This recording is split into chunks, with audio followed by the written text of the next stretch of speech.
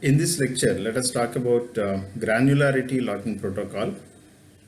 So far, we have seen two-phase locking protocol where the database objects are being locked by the transactions whenever they want to operate on it. And the one drawback of the two-phase locking is that whenever a transaction wants to operate on a particular database object, it will lock that particular database object. But if a particular object is repeating several times or several locations, or several objects may be required by the transaction which are spanning over the entire database sometimes, or spanning over the entire table, or sometimes spanning over the entire file may be required. In that case, in two-phase locking, what we need to do is we have to identify each and every location of that database object, and it has to keep on locking those objects. So if the number is huge in number, I mean, if the number is very huge, then two-phase locking protocol requires much more time to lock them, and it requires much more processing time also.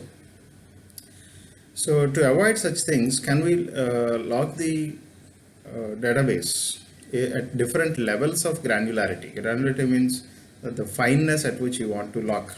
Suppose if you want lock the entire database, that means you want one transaction wants to operate on the database, and at the same time it should not allow any other transaction to operate on the database. It may be required sometimes, or sometimes a particular table need to be updated, and so that no transaction should be allowed to operate on this table while one transaction is doing, if I want to do like that.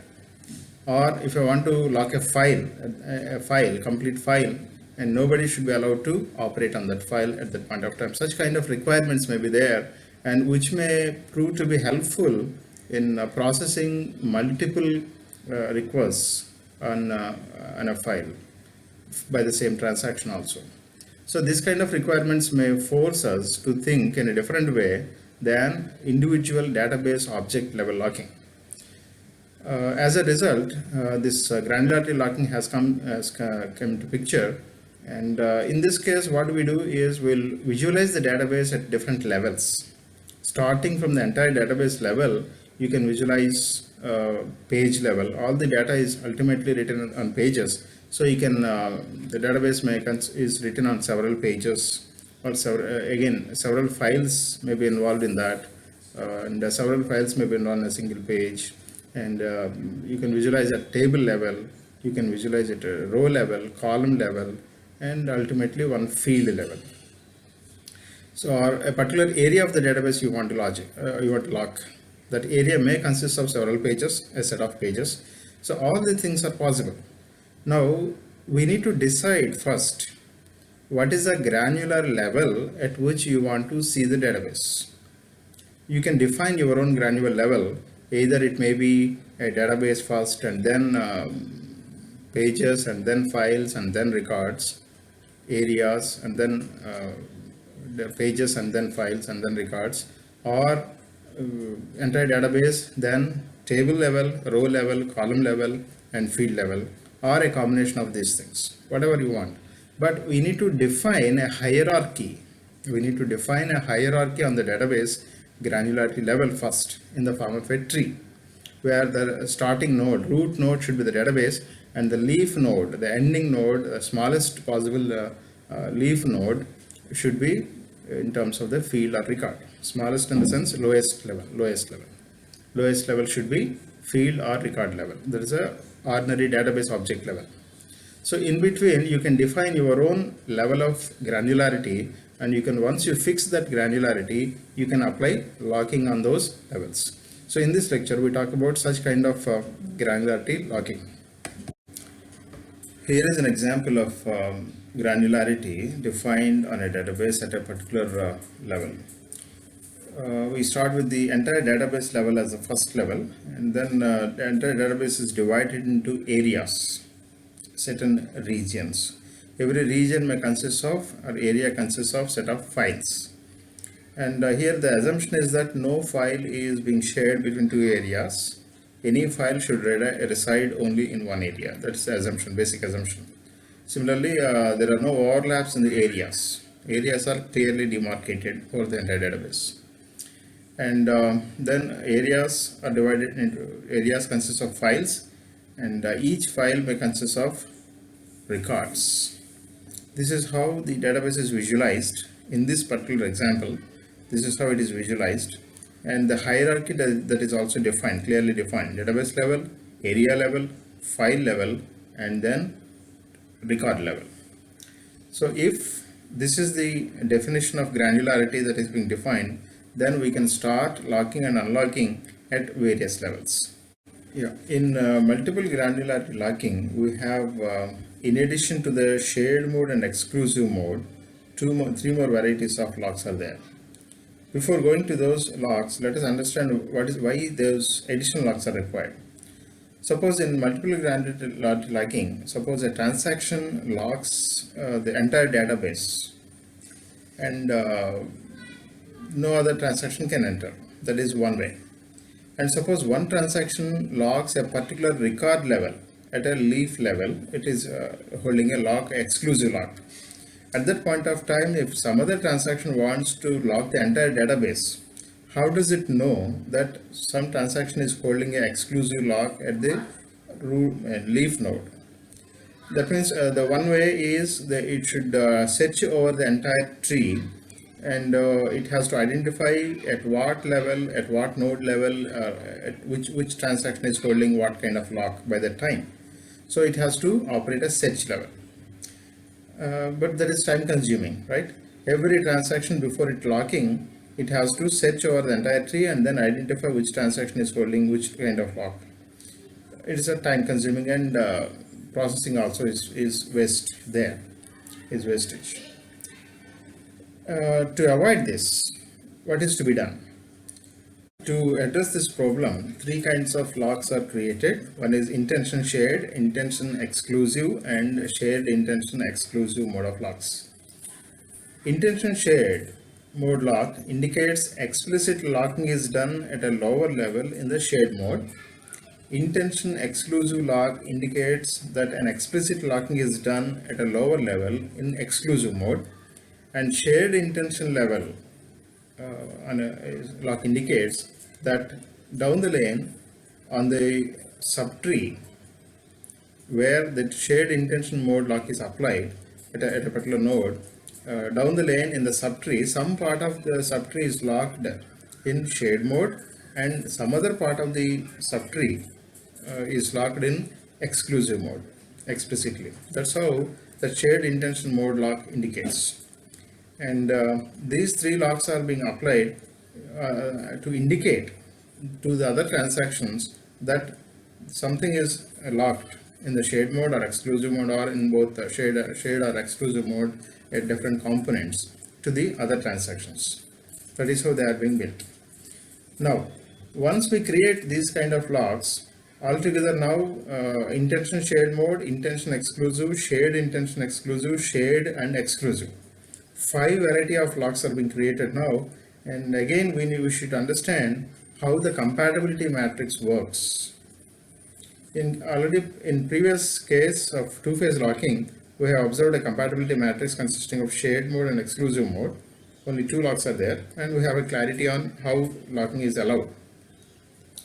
When it comes to this multiple granularity locking, we have 5 different locks are there, and again we should have a compatibility matrix. If you look at the table that is given here, NL actually, in this case, NL indicates no locking, and so obviously no locking indicates anyone can lock that database object. So you can safely ignore that first row and first column. And intention shared. If you start with intention shared, if again left hand side indicates one transaction is asking for intention shared, and the top row indicates another transaction requesting locks in the different mode. So intention shared, one transaction is asking, and another transaction is also an intention shared, that is allowed. Yes indicates allowed.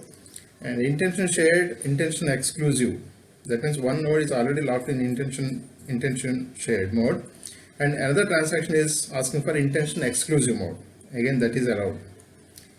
And intention shared allowed, intention shared, shared intention exclusive is allowed. Whereas if a particular node is locked in intention shared mode, that node cannot be issued a exclusive mode lock. That is how you can understand the second row. That means you cannot allow that node to be locked by some other transaction in an exclusive mode node. Why? Already down the lane, one transaction is already reading something. It already shared mode lock is issued down the lane. So if you allow this node is locked in exclusive mode, then that the lower level, which is already being shared, maybe in a shared mode lock, maybe is reading and becomes a dirty read. So that exclusive mode is not lock is not allowed. That is how the second row can be understood. Like this, we can try to understand all the remaining rows as well.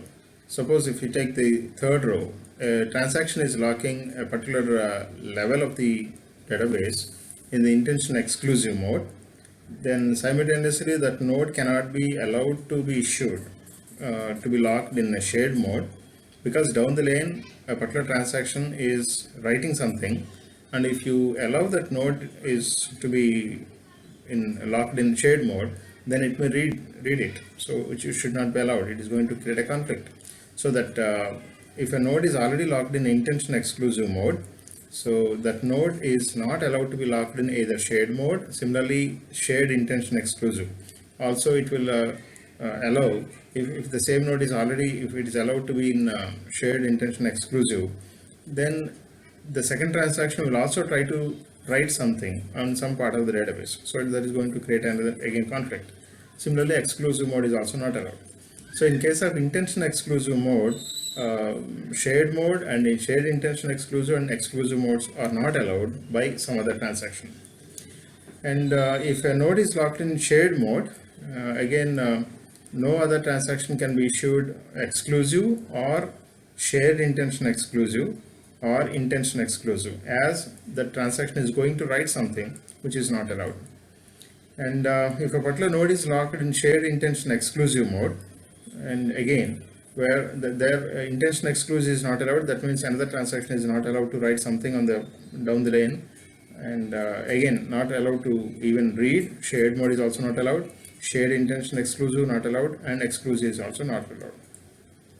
Obviously the last row, if a node is locked in exclusive mode, nothing can be allowed. This is how we can understand the compatibility matrix, and we will apply locks based on this compatibility matrix only. In the subsequent slides, let us understand how this actually works. Now let us try to understand the implications of locking at various levels. Here in this example, consider two transactions T1 and T2, and T1 wants to update table A and T2 wants to update table B. But in this process, T1 has applied a lock on the database level, entire database level, and T2 is also holding a lock, try to hold a lock on the database level. That's how the situation is. So T1 enters and requests a lock on the database, entire database. Here the database consists of only two tables, A and B, and it requests a lock on the entire database. Though it wants to operate on table A, it has applied a lock on the entire database. And then what happens? After that, T2 has entered and it wants to update table B, but it also wants to lock the entire database in this scenario. Since T1 has locked the entire database, T2 cannot be given the lock. So when T1 is being issued a lock, OK message is there for T1, it is locked, database is locked. But simultaneously T2 has been issued a wait message, because T1 is already holding a lock on the entire database. Though it is operating on the table B, it has requested a lock on the entire database. That's the problem here. So T2 cannot be issued a lock on the table B, neither on table B nor on the entire database, because T1 is already holding. So T2 will be in a wait status. And once T1 finishes its operations on table A, it releases the lock on the entire database, and T2 now acquires a lock on the entire database and then starts its action. It got a OK message and a lock is being issued for T2 on the entire database, and T2 operates on updates on the table B. That is how we can understand this locking. Here the question may arise that why T1 is, though it want to update table A, it is locking the entire database. Yes, here in this case, the situation has forced T1 to lock the entire database. It don't want any interruption on the database. That's why it has locked. You can understand like that. Here is an example where two more transactions are operating on a same table, and T1 wants to update row 5 and T2 wants to update row 30. But in this process, both the transactions are locking the entire table, that they want to lock the entire table. So first transaction T1 starts and applies a lock on the entire table. It got a OK message. That means table is locked for T1 in exclusive mode. And then it processes it. In the meantime, T2 enters. T2 applies a lock on the entire table. Though it wants to update row 30, it is applying a lock on the entire table. But it got a wait message because since already T1 has been issued a exclusive mode lock on the entire table. So it got a wait message. By the time T1 processes the fifth row and completes its action on the fifth row, its action is over, and then it releases the lock on the table, entire table. Then T2 will be issued the lock on the entire table, though it wants to update the lock row 30. So once a lock has been issued for T2, then it reaches the 30th row and processes on the 30th row and finishes its action. So here again, T1, T2, though they want to update on rows at row level, they are locking at a table level. Locking is being done at a table level. That is how we need to understand. Here is one more example where two transactions are trying to lock page level. But here a table is residing in two pages, page 1 and page 2. A single table A is residing in two pages, page 1 and page 2. And transaction T1 wants to update row 1, which is in page 1. And the transaction T2 wants to update two rows, row 5 and row 2. But row 5 is in page 2, row 2 is in page 1. But in order, it wants to update row 5 first and row 2 next. This is the scenario. So obviously, T1 wants to lock the page level. Though it wants to update a row 1, it is asking for a lock on the page level. And though T2 wants to operate on row 5 and row 2 in that order, it is trying to acquire locks on the corresponding pages of page 2 first and then page 1 first, because row 5 is in page 2. This is how we have to understand this scenario. Then T1 asks for a lock on the page 1.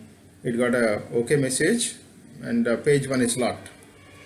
After that, T2 entered and T2 is asking for a lock on page 2 because it wants to first update row 5 and it is asking for a lock on row page 2. So since page 2 is not locked by T1, it is unlocked stage, T2 obtains a lock on page 2 and updates row 5. Once it updates row 5, by the time T1 finishes its action on row 1 and releases the lock on page 1. And since T2 wants to update row 2, which is in page 1, again T2 asks for a lock on page 1 after finishing unlocking page 2. So it acquires a lock on page 1 again and it updates row 5. So that is how it got a OK message for lock page 1 also, since by the time T1 has unlocked it. Now we will try to understand the rules that governs this multiple granularity locking. Here any transaction that wants to lock on the following that multiple granularity should follow the compatibility matrix that we have seen so far. And any transaction must start locking from the root node. So locking must be done from top down. It has to start the locking at the root node and gradually it has to lock the lower level nodes. And whenever a transaction TA wants to lock a node in a shared mode or intention shared mode, then it has to ensure that the parent of that node is already either locked in intention exclusive or intention shared mode. That means if it wants to lock a particular database level, then it has to first lock its parent in the corresponding level. So this rule says if it wants to lock a node in shared mode or intention shared mode, its parent should already have been locked in intention exclusive or intention shared mode. That's one rule. And another rule says that if a transaction Ti can lock a node in exclusive, shared intention exclusive, or intention exclusive mode in either of this, only if its parent is already locked in either intention exclusive or shared intention exclusive mode only. So it has to ensure its parent is already locked in intention exclusive or shared intention exclusive lock. That is another rule. And Ti, a transaction can lock a node only if Ti has not previously unlocked any of the nodes. That means it's a strict two-phase locking protocol. So all locking must be done in one phase. Once it starts unlocking, it cannot ask for any other lock. That's what it means. And Ti, once if it wants to unlock, then Ti currently has not locked none of its children. Again, if it wants to unlock a particular database level, then it has to ensure that none of its children is in the locked state. That means this rule says that the unlocking must be done from bottom up. First it has to unlock at the leaf level, then upper level and upper level, so on. So it has to unlock from the bottom up, whereas locking is done from the top down. That is why we can understand these rules. So these are the rules that governs, and we'll see an example how actually these rules can be implemented. Now we'll see an example here how actually this locking can be implemented. So consider the granularity level that we have indicated so far, 4 levels: database level, area level, file level, and record level. This is how we have defined the granularity level. And in the first instance, T1 wants to read a record RA2. Let us say RA2 is a record that it wants to read. But that RA2 is in the file FA, that file is in the area A1, and ultimately it's in the database. That's how we can visualize the rooted tree. And since it wants to issue a lock on RA2, according to the rules that governs in the previous slide, first it has to lock its parent, right? FA. Again, if it wants to lock its FA, it has to lock its parent A1. Again, its parent is DB. So that is how the locking starts only at the root node level. So at the database level, it has to start locking.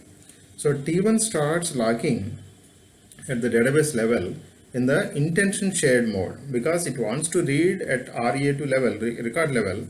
So its parent must be locked in intention shared mode. So first it starts locking at the database level in the intention shared mode. So T1 locks the database in intention shared mode, and then again it locks the area A1 in the intention shared mode, and it locks FA in the intention shared mode, and then comes to the RA2 second record in that file in the shared mode that it wants to read. That is how we can lock the sequence. Similarly, transaction T2 wants to modify RA9. That means a ninth record in the file FA. So again, the same rule has to be followed. Transaction, since it wants to modify, it has to issue a write. It's a write operation. Since it has to be locked in an exclusive mode, that record has to be locked in an exclusive mode. And hence, we start locking at the database level. Starting from the database level, T2 locks the database in the intention exclusive mode. It is in the intention exclusive mode. And then it has to lock area A1 in the intention exclusive mode, FA, field of FA in the intention exclusive mode, and then record A9 in the exclusive mode. That is how it has to lock. Again, I'm not combining these transactions right now, just I'm independently talking about these transactions. They are not operating simultaneously. Just I'm explaining only individually. So if you take the third transaction, T3 wants to read all the records in the file FA. It wants to read all the records in file FA. Again, it has to start locking at the database level. T3 has to lock the entire database in the intention shared mode, and then it has to lock area A1 in intention shared mode, and then it has to lock the file in the shared mode. That is how it has to lock the file. And come to the fourth transaction, it wants to read the entire database. So it starts its locking at the database level itself and issues a shared mode lock on the database, because it itself is a topmost level and the intention shared is not working there, and it has to lock the entire database in the shared mode. Okay, this is how we can understand four transactions. Each one of them is having their own requirements and they have to lock them in that order. Again, if T1 wants to unlock, where it has to start? It has to first unlock RA2, then unlock FA, then unlock A1, then unlock DB. T2 wants to is writing on RA9, so first it has to unlock RA9 and then FA, then A1, then DB. T3 has to start unlocking at FA and then A1 and then DB level. Again, the fourth transaction directly unlocks the shared mode. This is how the locking and unlocking is being done. And now, when it comes to operate all the transactions simultaneously, that is, once T1 finishes its locking and keep on doing its actions, then if T2 enters, then it has to see the compatibility matrix. If it wants to lock the database in the intention exclusive mode, is it allowed or not? Because already one transaction is holding the database in the intention shared mode. So if with respect to the intention shared mode, if intention exclusive is allowed, then it will be granted. Otherwise, T2 has to wait. So this compatibility matrix comes into picture, and whenever transactions are operating simultaneously, whenever they want to lock the database levels simultaneously, the compatibility matrix comes into picture, and we have to follow that. That is how we have to understand this multiple granularity locking.